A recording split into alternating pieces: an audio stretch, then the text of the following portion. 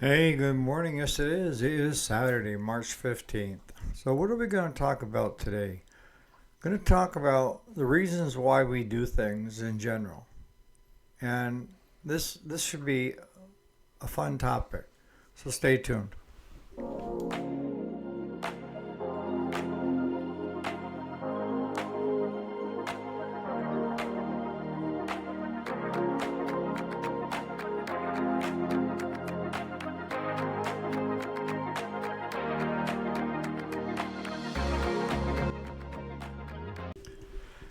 Hey, welcome back. My name is Eric, and yes, this is the weekend.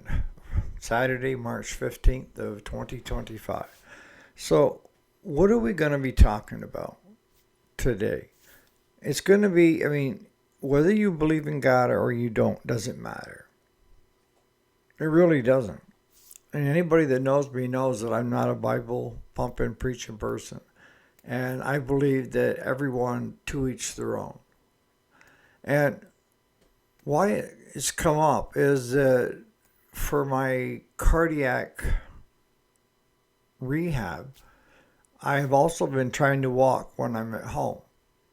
And at cardiac rehab, they have me walking for 20 minutes straight. And my legs are screaming. But I will not give up until I reach that 20 minutes. And then I actually slow the speed down on the treadmill and walk another 2 minutes just to ease the tension down on the back of my legs.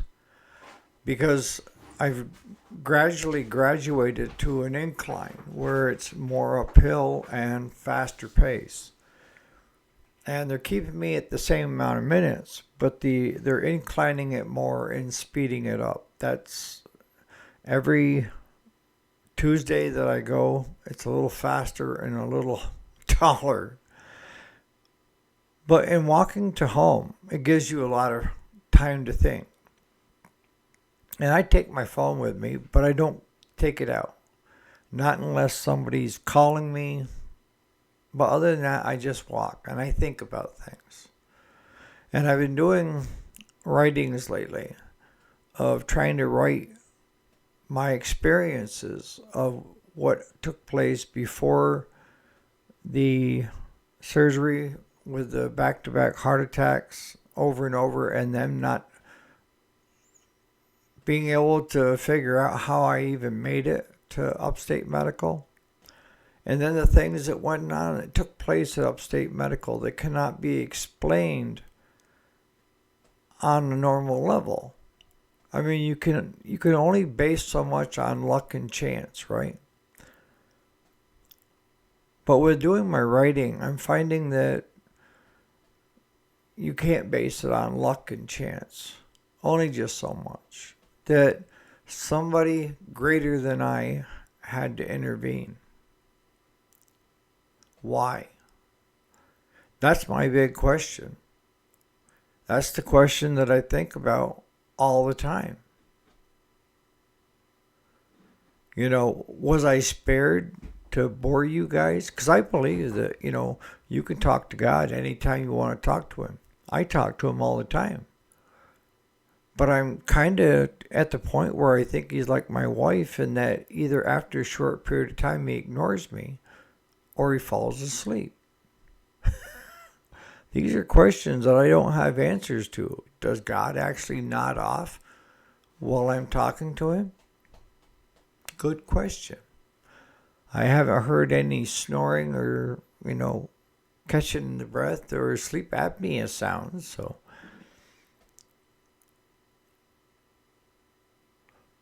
But no, I can't explain a lot of things that took place. But I can explain so much over my lifetime of why I've done things and why I haven't done things. I've always been that type of person that will give anyone a hand up as long as you're trying. I won't do it for you, but I will help you if you want help. That's kind of been my mantra since I was in my teens. Don't even want to go back to there. That was a crazy time.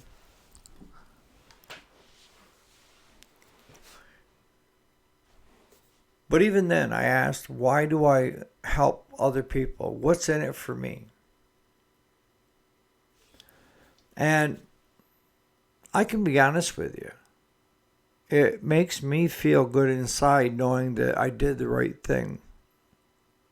That somebody at that point in time could use some help. And it didn't take a lot of time or effort from me to help. Was I looking for anything in return? No. No, because if you're doing things for others in hopes of getting something back, I think that you'll be a very sad sack person. Because what I've learned from human nature is most people have their heads so far up their own asses that they don't see what's going on with the people around them. It's all about me, what's going on with me.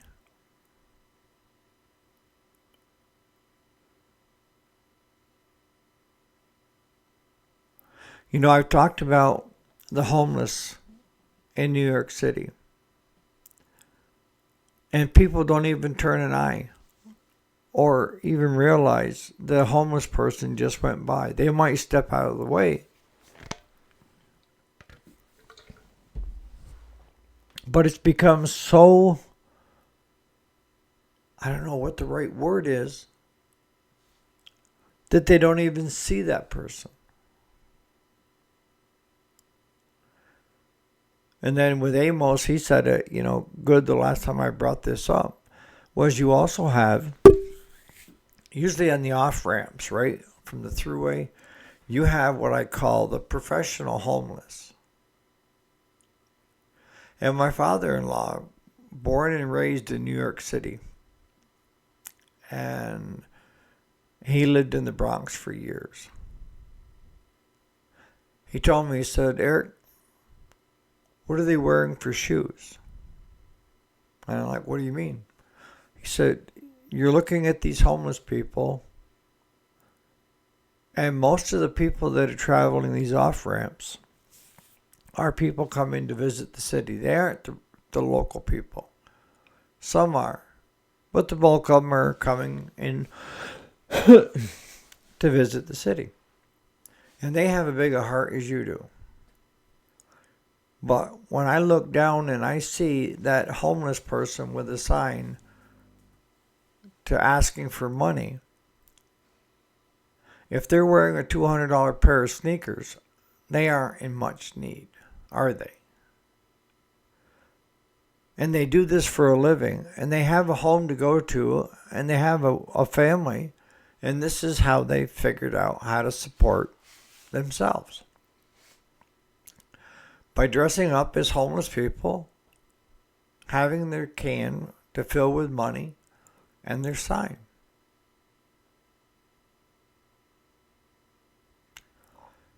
So it's not that my father-in-law was ignoring them. He was spotting people that really didn't need. Because my father-in-law was one of the most generous individuals I have ever met. Honest to God. If there was anybody that truly needed help, that man would help them. Without question.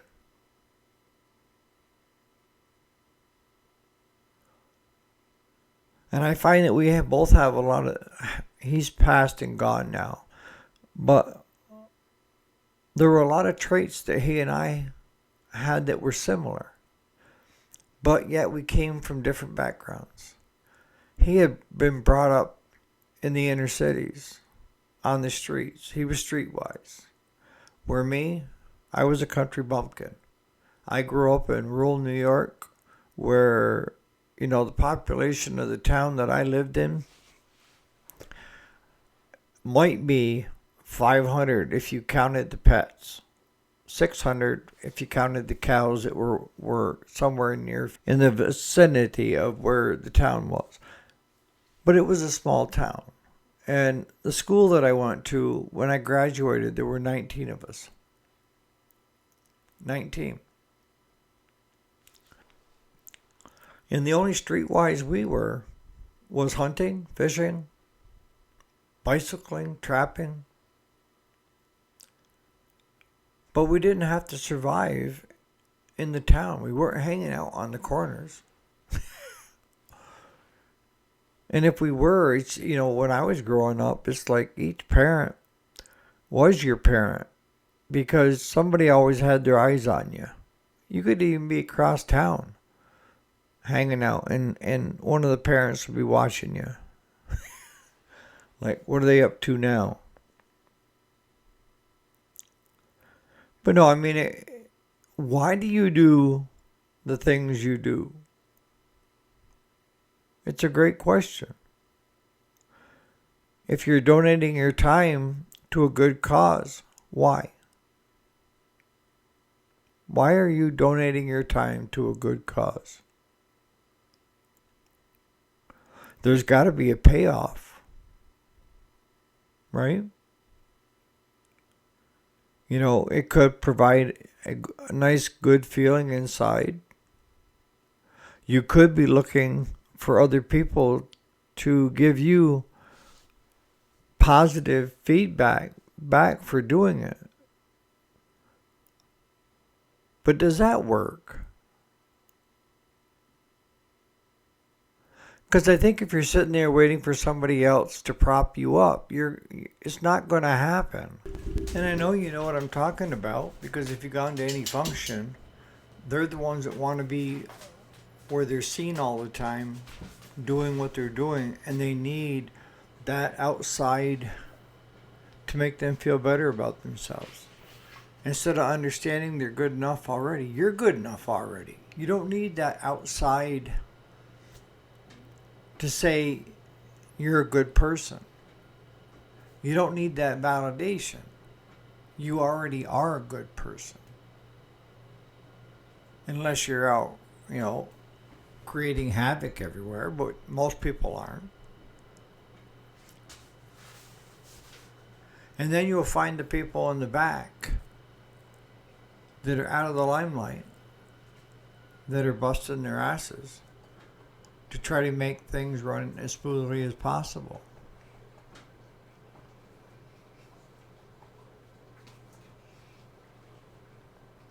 The ones in the back are not looking for any recognition. The ones in the front are. Why? Why do you do things? What is the payoff? It's a deeper question than what you really think. A lot of people think, well, it's just there on the surface. But if you can find quiet time like walking, that question why becomes deep.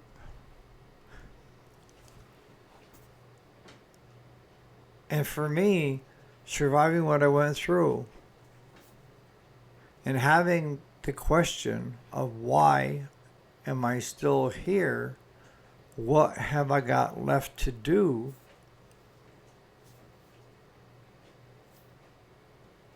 If you allow it, will consume you. And it's easy to start spiraling down, that gopher hole or whatever. But yeah, some things are face value. And maybe there is something that I have yet to teach somebody. Maybe it's that I'm doing videos on a daily basis, and I try to make it as uplifting as possible most of the time.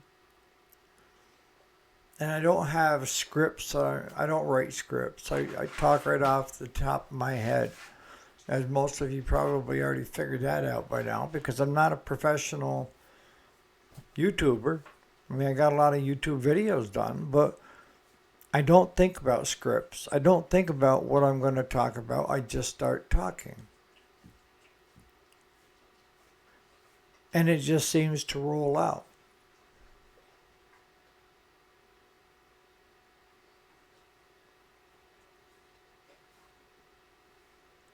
Because I feel like I'm talking to you and you're listening.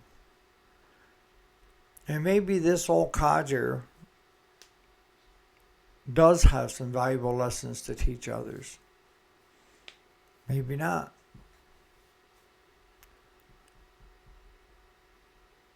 But that's what I'll think about today on my walk. But, I mean, you don't need to go deep on this, guys. But just ask that question of why. And you could do that with when you see other people do things that just kind of has you scratching your head. I ask why.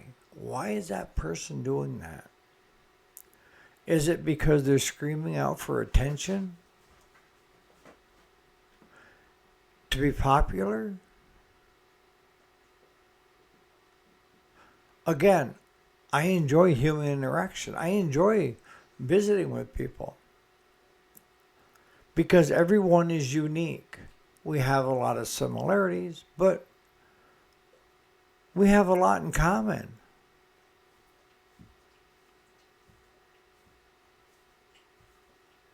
So on that note, you guys have a good Saturday. Get out and do some walking. You'll have deep thoughts like I do. All right.